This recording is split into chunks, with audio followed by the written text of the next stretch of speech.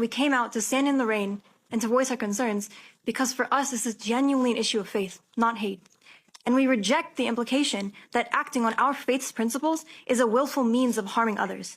In fact, we see it as a point of bigotry that some only care for our community and will only protect our rights when we assimilate to their way of life and ways of thinking.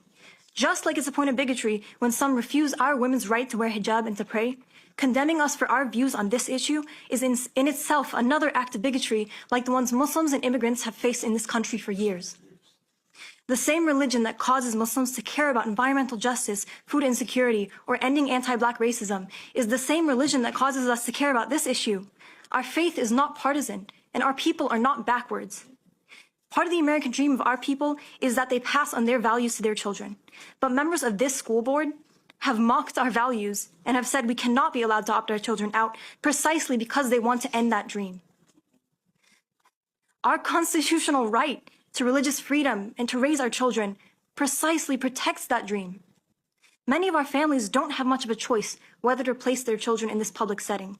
So we ask that we at least have a choice for our children not to be forced to participate in celebrating or normalizing views that contradict our religion.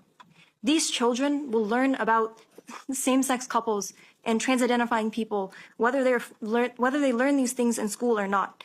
And the conversations that they will have with these members of our community will serve as education on these matters later in their lives. But we're asking that our children not be strong-armed at such a young age into believing certain ideas about gender and sexuality, or that the school system insist on turning our children against the religious values that we hold. Thank you.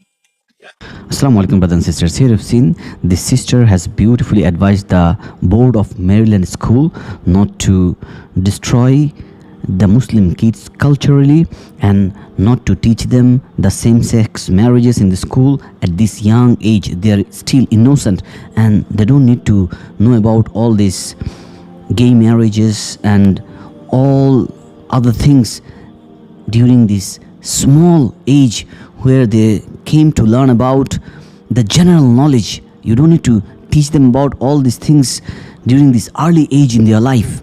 And this sister has beautifully portrayed it. She said not to infiltrate their innocent mind. She said not to make them learn something which is not needed now. And according to our Islamic religion, we have different values, we have different lifestyles. So this lady, she wants to raise her kid according to the teachings of Islam. So she doesn't want the school to demolish the Islamic culture which is inherent in them. And she said it very beautifully. Like this, we all raise concern where in the Western countries, in the European countries, they are trying to infiltrate the innocent mind of our children by teaching them some nonsense in the school. May Allah protect our children. May Allah make them righteous. May Allah forgive our shortcomings, and may Allah grant us Jannatul Firdaus al-A'la.